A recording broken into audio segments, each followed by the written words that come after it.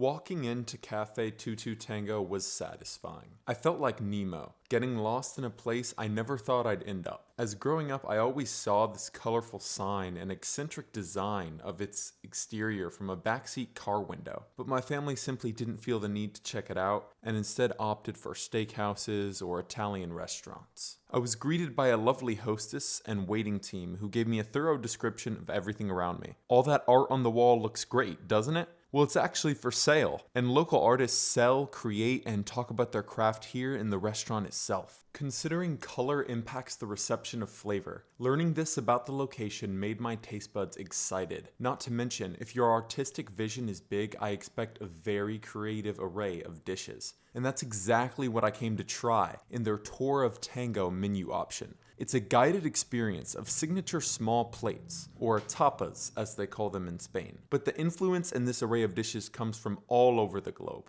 You get to savor black bean hummus, tzatziki and spinach dip, their mandarin orange salad, dynamite shrimp, garlic maple chicken wings, sesame steak skewers, Cajun chicken egg rolls, sausage and hot peppers thin crust pizza, and a 4-course dessert platter starring the triple chocolate cake pops, warm guava bread pudding, coconut mango parfait, and the flourless spicy peanut caramel chocolate cake. The menu says this option is perfect for groups of 6 or more, so that's how I knew it was just right for little old me to enjoy on his own. Despite the fact I only came here for the tour, I couldn't resist the drink options my waitress offered me. I got the Liechtenstein lemonade. This fresh squeezed lemonade, strawberry puree, muddled cucumber and basil soda electrocuted my tongue. I forgot what I came for, I enjoyed it so much. Nostalgia began surging through the right side of my brain of dinners out with the family where I order a shiny glass of Shirley Temple. This was like that with a touch of the memory of Chick-fil-A's sour signature lemonade, but blended in a perfect mocktail that contrasted these flavors beautifully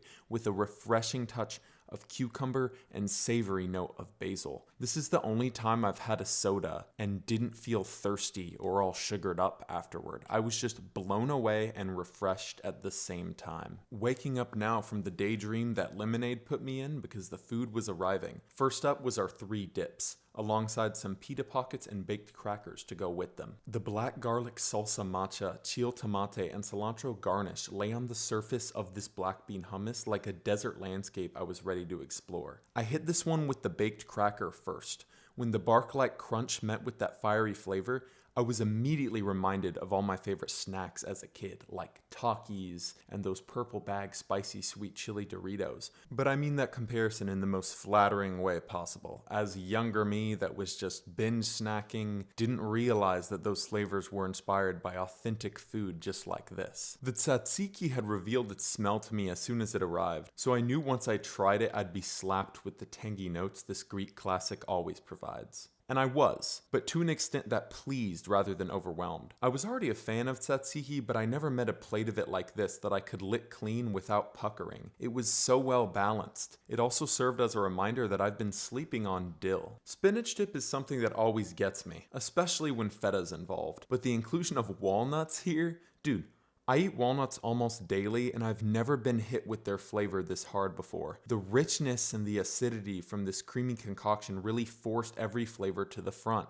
and the walnuts included were no exception. Their earthy notes just flooded my mouth and I was like truly impressed. Just like Cafe Tutu Tango itself is painted with many vibrant colors, these 3 plates were like the watercolor palettes to expand my very own palette by lavishing it with their flavors via the commanding crunch of that baked cracker or the fluffy, delightful conduit that stuffing these pitas with the dips was as well. As I waited for the next course, I got up to take a gander at this wonderful location and take a bathroom break. The dips were so good, I had that post-fancy dinner feeling, leaving me wanting more. My stomach wasn't used to an offer as dynamic as the Tour of Tango, so he was like, "That's it? Are we done here, Ryan?" He didn't know what he had signed up for. Up next was this mandarin orange salad and dynamite shrimp plate. I was shocked at how easy the shrimp was to cut. At that moment, I knew my teeth were gonna sink into something succulent. Then, bam, my face says it all. One little guy just hit me with the briniest yet cleanest shrimp bite I've ever tasted in my life thus far. In disbelief, I continued to scrape down the cabbage garnish on the plate,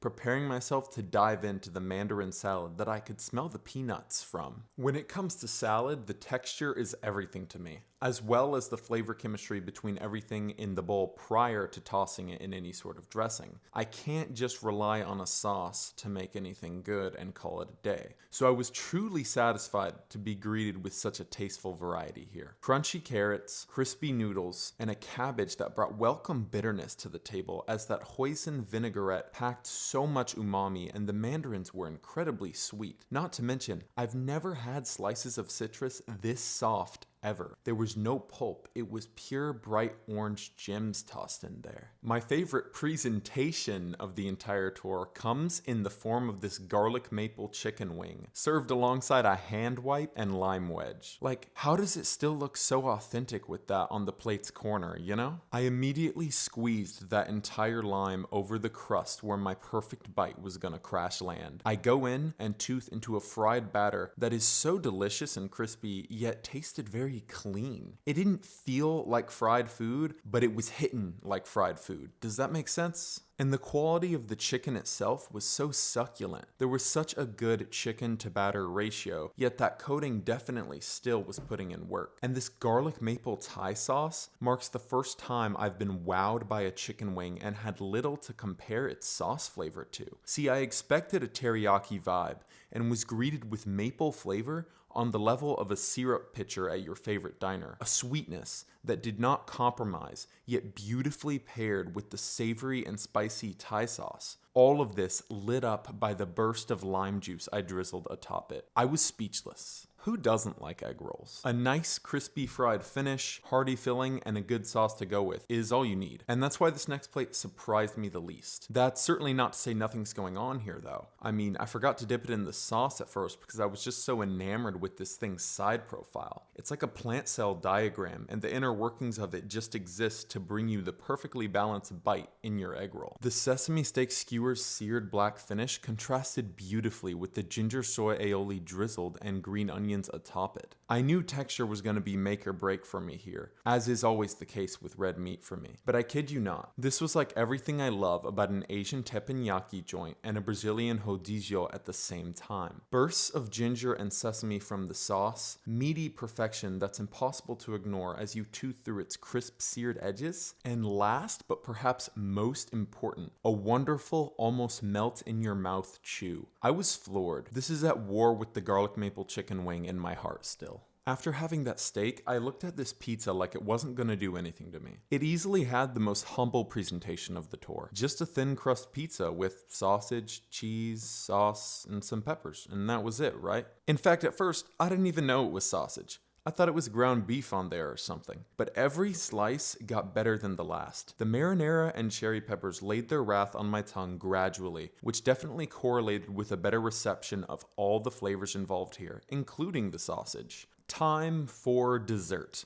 3 words I hate to say after having a spicy sausage pizza, but I came this far on the tour, so I was going to enjoy this moment while it lasted. After having all those small plates, I was shocked when they literally brought out dessert Mount Rushmore. I started with the triple chocolate cake pop. It was a rather plain inclusion compared to the others on the plate stylistically, but make no mistake, it offered a thick, fudgy texture that refused to leave my mouth until I showed it the time of day it deserved. They also drizzled it with some sort of raspberry vinaigrette of sorts. I'm not sure what it was, it's not listed on the menu, but it really brightened it up. Definitely necessary. This spicy peanut and salted caramel dark chocolate cake was up next. After the first few bites, I was already in love with the eccentric combination of spicy peanuts in a salty caramel dark chocolate dessert. So many bold flavors fighting for the spotlight here, but it was holding up somehow. I love the idea. Hey, remember those peanuts you loved on our mandarin salad? Here they are on your dessert. It's pretty iconic. But it only became my favorite dessert of the platter when I scooped into that chantilly cream with the last few bites. That light sweetness and buttery texture of the cream lifted this cake into the air. That rich, Salty, almost coffee-like bitterness as well was just floating through my mouth a lot more gracefully when all the elements of the dessert were put together. And apparently this thing is gluten-free. I didn't even realize at the time eating it. But I guess this marks the first time I've ever enjoyed a gluten-free cake. I'm in love with this thing. I'm totally gonna order this a la carte sometime soon. It's just that craveable. The warm guava bread pudding was so rich, and I thought it was rhubarb on the top at first, not gonna lie. But I digress. This thing was heavenly. It definitely had the best texture of any dessert here. Reminded me of a freshly toasted marshmallow with its richness and slightly crisp toasted top, but was well contrasted with those zaps of guava from within. But it holds the silver medal overall because that cake before was just perfectly balanced. By the time I got to the coconut mango parfait, I was stuffed, but I enjoyed this thing thoroughly as well. It's unbelievably sweet as that mango compo inserts its flavor into the thick coconut mousse. What really makes this one for me is the toasty macadamia nut crumble within. It's the perfect nutty chew you really need in an otherwise absurdly sweet dessert. Still, another satisfier. In the midst of enjoying my desserts here at Cafe Tutu Tango, a family across from me asked if I was a famous food reviewer. I told them I wasn't, but that I'd hope to be someday. They subbed to my page and told me they were new to the area and looked forward on seeing more places they could visit. This meant the world to me. I think it speaks volumes that a random food-loving guy talking out loud about these delicious small plates could spark a conversation like this. That's a testament to what eating good food is like in general, and that social atmosphere where we all connect over the food we share is perfected here at Cafe Tutu Tango. No, I'm not famous, but eating here made me feel like a star. I don't know if it was the service, the food itself, or the love those strangers showed me, but all were a product of visiting this wonderful establishment. Thank God for restaurants like this that have such soul to them. I'm definitely coming back for the weekend brunch buffet, to browse some of the art for sale, and of course, to get my caramel peanut cake again. What a spot. 5 stars.